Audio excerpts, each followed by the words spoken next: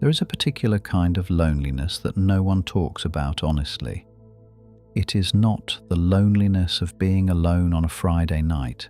It is the loneliness of being in motion, of working hard, of wanting something badly, and looking around to realize that no one is coming.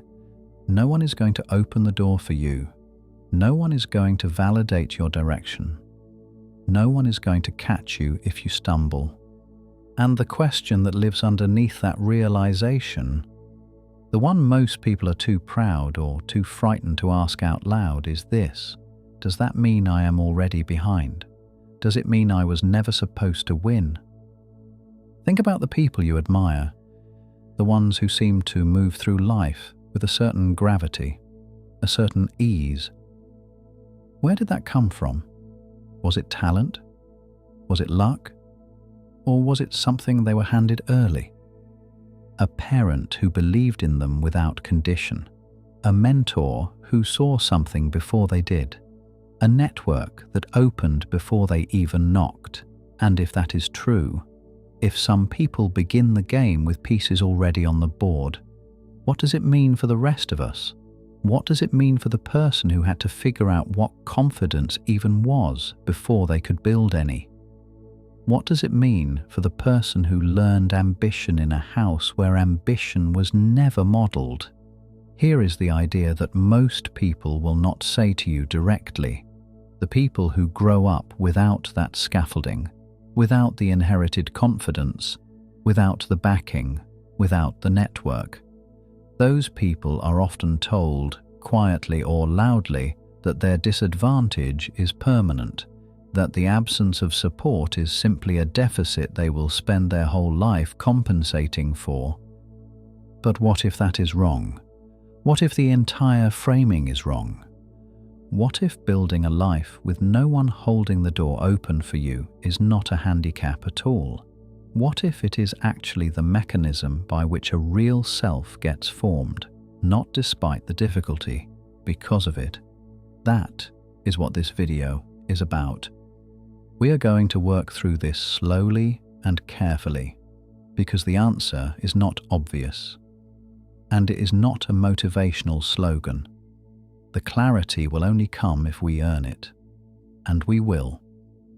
By the end of this, something should shift in the way you understand your own story. Not because I'm going to tell you that you are special or that struggle makes you stronger, but because the psychology of this is actually far more interesting and far more useful than any of that. Stay with me. Let us start with something that almost everyone has felt, but almost no one examines carefully. The feeling of watching someone else succeed with what seems like less effort, less doubt, less friction. You see a colleague get promoted and you think, they knew the right people. You watch someone launch something and it takes off immediately and you think, they had resources, they had a safety net, they could afford to fail. And underneath those observations there is often a quiet, corrosive belief. That success is a game with an entrance fee you were never charged, because you were never invited in the first place. Now, here is what is psychologically interesting about that feeling. It is not just envy. Envy is too simple a word for it.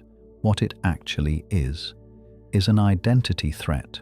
When you watch someone succeed with advantages you did not have, something in you begins to question whether you are even playing the same game, whether the rules you have been following were ever meant to produce the same result.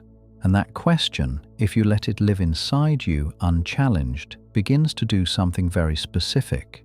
It begins to externalize your sense of agency. You start to believe, without meaning to, that the thing standing between you and the life you want is not anything you can change. It is the absence of something you were never given. And when you believe that, effort starts to feel futile. Not because you are lazy, but because some part of your brain has quietly concluded that effort only works for people who started with more than you did. This is one of the most psychologically damaging places a person can live, and it is incredibly common, particularly in a world where social media has made the gap between your private struggle and other people's visible success feel not just real but humiliating. But let us slow down and ask a harder question. What actually happens to a person who is given a lot of support early? What does that support do to psychology? Because the answer is not as straightforward as we assume. Carl Jung spent years professionally isolated after parting ways with Sigmund Freud. This was not a minor disagreement between colleagues. It was the kind of rupture that, in the early 20th century world of psychiatry, stripped you of almost everything: institutional legitimacy, peer validation, the sense that your work existed inside a recognized framework. Jung described this period in his memoir, Memories, Dreams, Reflections, as one of disorientation and profound uncertainty. He had been Freud's most promising student, the heir apparent, and then suddenly he was no one's heir. He was just a man alone with his own mind, trying to figure out whether the ideas inside him were worth anything at all. What Jung did during that isolation is what made him Jung. He did not try to reconstruct the scaffold that had fallen. He went inward. He began what he called his confrontation with the unconscious, a process that was, by his own description, terrifying and destabilizing. He was not sure during parts of it that he was psychologically intact. He did not have a mentor confirming he was on the right path. He did not have an institution lending credibility to his process. He had nothing external to hold on to, so he had to develop something internal. And out of that period came some of the most original psychological thinking of the 20th century.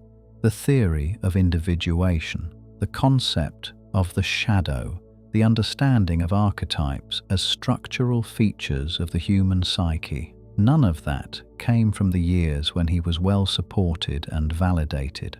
All of it came from the years when he had nothing and no one confirming he was worth something. Jung later wrote that this experience was not incidental to his development. It was the development. The loss of external structure was not a setback he recovered from. It was the condition that forced him to discover what was actually his own. What he thought was not because a teacher had told him. What he believed not because an institution had approved it, but what was genuinely, irreducibly his. And here is the concept that matters most for us today. Jung called this process individuation, the psychological movement away from a life built around what other people need you to be, and toward a life built around what you actually are. He believed and spent his career demonstrating that this process is the central task of human psychological development. And he also believed something that most people find uncomfortable when they really sit with it. That individuation almost never happens in comfort. It almost never happens when external support is abundant, because when the external scaffold is there, there is no pressure, no urgency, no reason to find out who you are beneath the roles and the approvals and the borrowed identities. Let us bring this back to something you can feel in your own life. Think about the people you know who grew up with a lot, not just materially, but psychologically.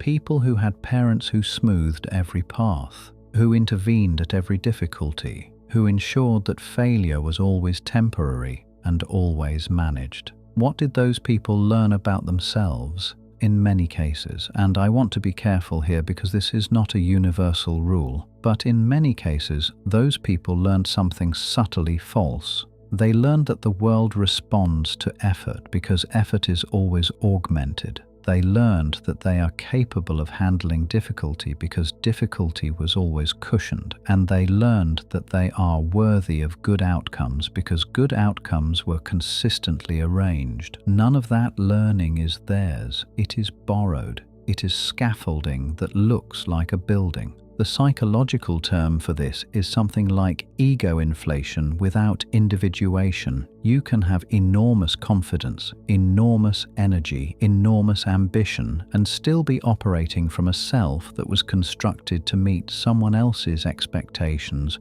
or to maintain someone else's approval. Jung called this the persona, the mask we build to interface with the world. And the problem with a persona built entirely on other people's investment is that it has no interior. It works as long as the conditions that produced it remain stable. The moment those conditions change, the moment the support is withdrawn, the moment the network doesn't show up, the moment the safety net isn't there, the self that was built on that foundation has nothing underneath it. This is why you sometimes watch people who seem to have everything fall apart in ways that feel disproportionate. A failed business becomes a crisis of identity. A relationship ending becomes evidence of fundamental unworthiness. A career setback produces not just disappointment but complete disorientation, because the self they were living from was not actually theirs. It was maintained by conditions. And when the conditions changed, there was no flaw now. And here is where I want you to really pay attention. What about the person who never had that scaffold? What about the person who had to figure out, often very young, what they actually thought, what they actually valued, what they were actually capable of? Not because someone organized that discovery for them, but because there was no other option. There is a particular psychological development that happens when you are forced by circumstance to rely entirely on your own interior resources. Psychologists sometimes call this internal locus of control. The deep experiential conviction that the outcomes in your life are primarily shaped by what you do, by how you think, by how you respond, not by forces outside your control. And I want to be precise here, because this is not the same as toxic positivity. It is not the belief that you can will anything into existence if you just want it badly enough. It is something more specific and more honest than that. It is the belief that your response to reality is always yours, and that response is the only lever you actually control. People who grow up without support often develop this not as a philosophy but as a survival mechanism, and here is what is interesting: a survival mechanism that worked, that you practiced under pressure, that you had to rely on because there was nothing else. That becomes the most reliable tool you own. It is not borrowed. It cannot be taken away. It is yours in the deepest sense, because you built it yourself in conditions where building anything was genuinely hard. Now compare that to someone who has never had to develop an internal locus of control because things were always organized, because the right doors were always opened, because failure always had a net. What happens to that person the first time the conditions genuinely change? The first time the network is not there?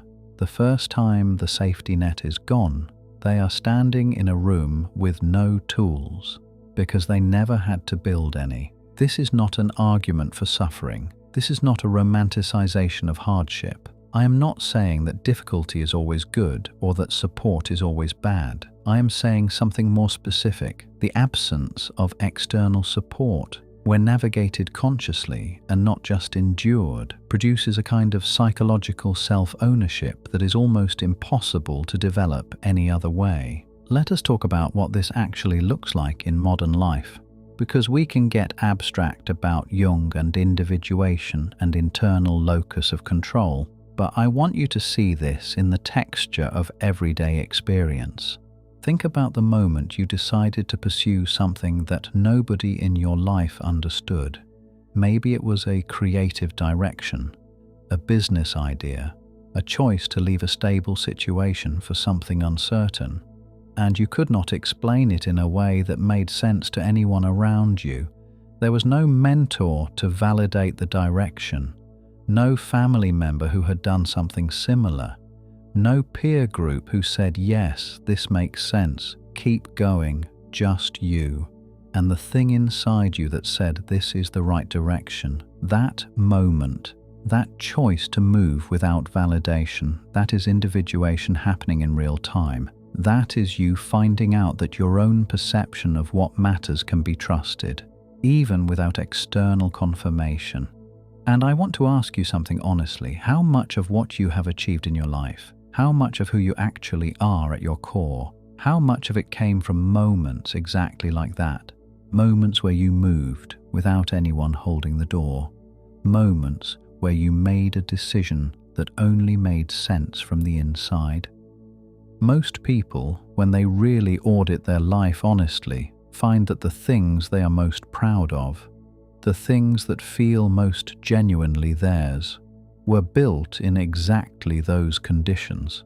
Not because they had support, but because they didn't. Here is where psychology gets even more interesting, because there is a second-order effect to building a self without external scaffolding, and it is one that most people never consciously recognize in themselves. When you build something without support, when you develop skills, perspectives, and capabilities in the absence of someone handing them to you, something happens to your relationship with uncertainty. You stop needing certainty in the way other people do, not because you are fearless. Fear is still there. It never completely disappears, but you have evidence, internal evidence, that you have navigated uncertainty before, that you have made decisions without a map before, that you have figured things out without anyone confirming the direction before, and you survived, more than survived. You built something. That evidence changes your psychology. It does not make you reckless, but it makes you less paralyzed.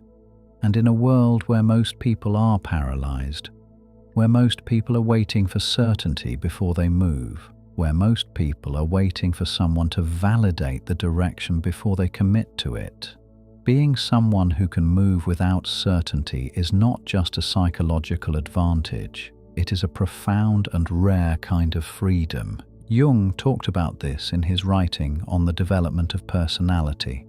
He observed that the fully individuated person, the person who has done the work of separating what they genuinely are from what they were conditioned to be, is not fearless, but they are capable of acting from their own center, even in the presence of fear, even without external validation, even without knowing how things will turn out, because they have learned through experience and not through theory that their own judgment is a reliable instrument. That capacity, that trust in your own inner instrument, it is almost impossible to buy. You cannot inherit it. You cannot be given it. You can only develop it. And the conditions that produce it are almost always the conditions you did not choose. The conditions of having to figure it out alone. Now I want to address something directly, because some of you watching this have not been thinking about ambition or career or finding your purpose. Some of you have been thinking about something more painful.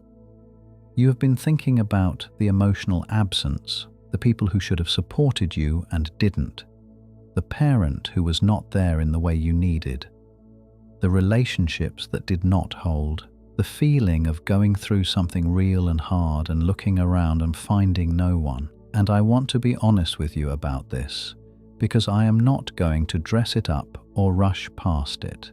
The psychological impact of not having support when you genuinely needed it is real. It leaves marks. It shapes the nervous system. It produces patterns in the way you attach to people, in the way you interpret safety, in the way you navigate closeness. None of that is weakness. All of it is a completely understandable response to what actually happened. But here is what Jung understood, and this is perhaps the most important thing he ever said about this. The wound is not the end of the story. The wound is where the story actually begins, because of the psychological work of integrating that wound, of looking at it clearly instead of either collapsing under it or pretending it is not there.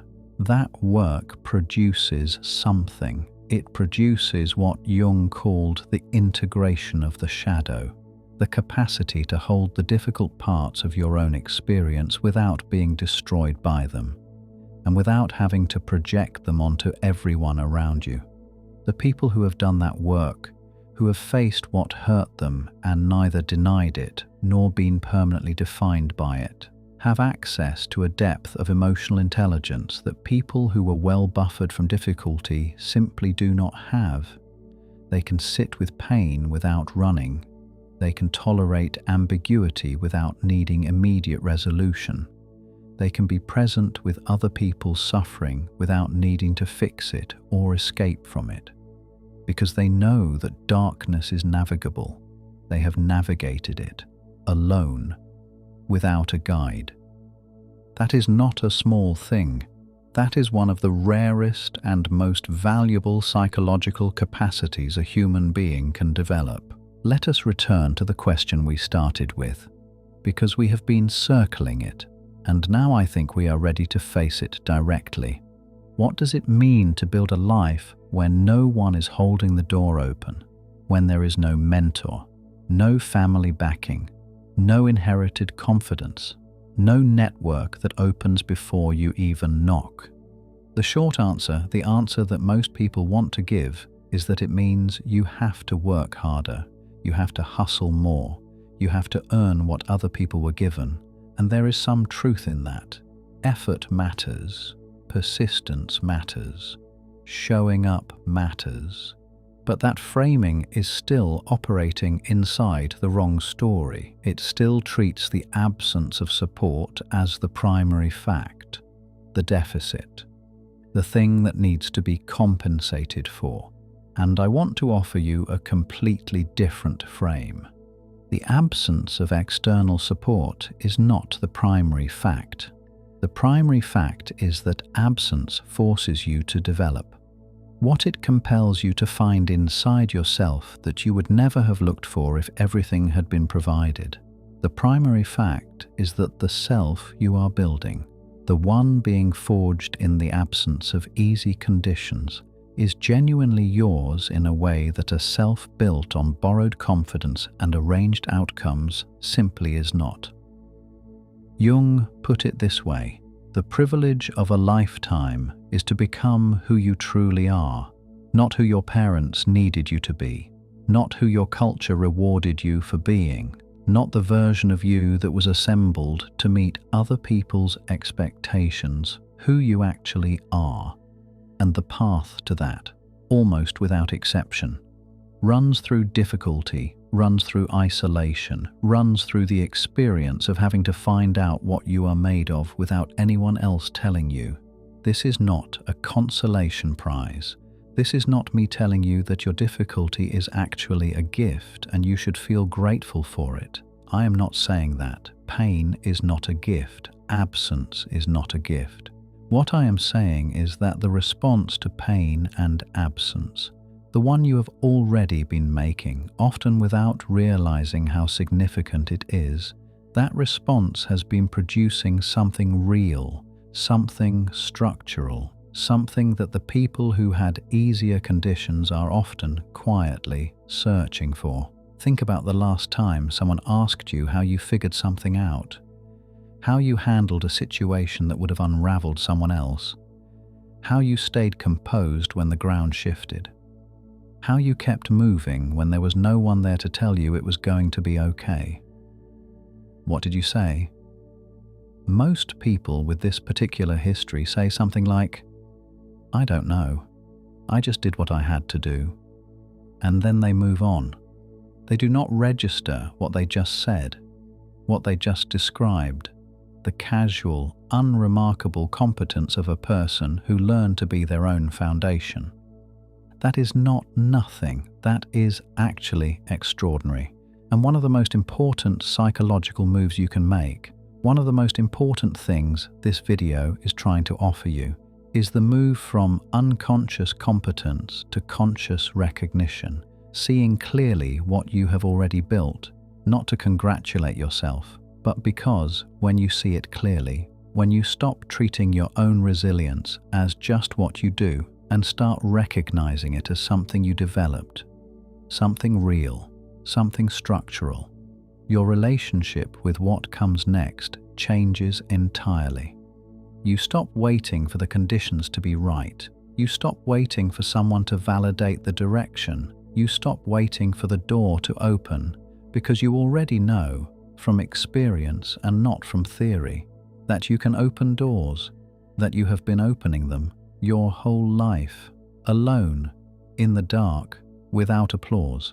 There is one more thing I want to say before we close, and it is about what happens on the other side of this recognition. Because here is something that happens to people who do not go through this process consciously, who develops all of this interior strength but never really sees it clearly. They often reach a point where they have built something real, real capability, real resilience, real autonomy, and they are still waiting to feel like enough, still carrying somewhere underneath the competence the story that they are at a disadvantage, that they are missing something, that the people who had more support are somehow more legitimate. That story is the last remnant of the old frame, and it is worth examining directly and letting go of. Not because everything is fine, not because the world is fair, it is not. Not because absence does not leave marks, it does, but because the self you have been building, without the scaffold, without the network, without the inherited confidence, that self is not less than the self that was built with those things. In many of the ways that matter most, it is more genuinely yours, more tested, more capable of navigating uncertainty, more in contact with what is actually true about you because it was never given to you, because you never had the option of borrowing it from someone else. Jung spent those years of isolation finding out what was actually his, what he actually thought, what he actually knew, what was in him that did not come from Freud, did not come from the institution, did not come from approval, and what he found on the other side of that terrifying period was a self that no one could take away, because no one had given it. That is what building a life without support actually produces, when you do it consciously. When you stop treating it as a deficit and start treating it as the specific conditions under which your actual self is being formed, it produces a kind of psychological bedrock that is yours, entirely, irrevocably, in a way that borrowed confidence and arranged outcomes never can be. So let us go back to where we started. Are you already behind? Were you never supposed to win? Here is what I believe the honest answer is. You were never in the race they were running, the race that requires the right starting position, the right connections, the right inherited confidence. You were never in that race. You have been in a different one, harder in some ways, lonelier in ways that are real and worth acknowledging, but producing something that the easier race does not produce. A self that knows what it is because it has to find out.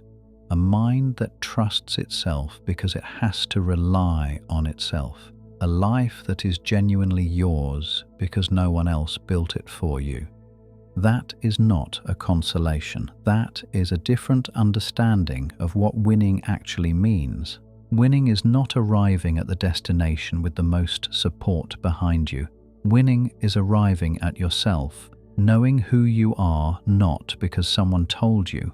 Knowing what you are capable of is not because a safety net makes failure harmless, but because you moved without certainty and discovered what you were made of, alone, in the real conditions of your actual life. And here is the final thing I want to leave you with. The people who had the scaffold who had every door opened, who had all the support.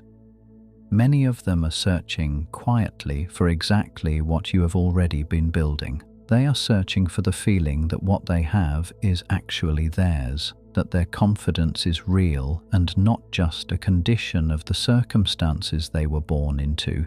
They are searching for the flaw, the interior flaw, the thing underneath everything else that does not move when conditions change. You already have that. You built it. In the most reliable way it can be built, without anyone holding the door. Now the only question is whether you are going to see it clearly enough to use it.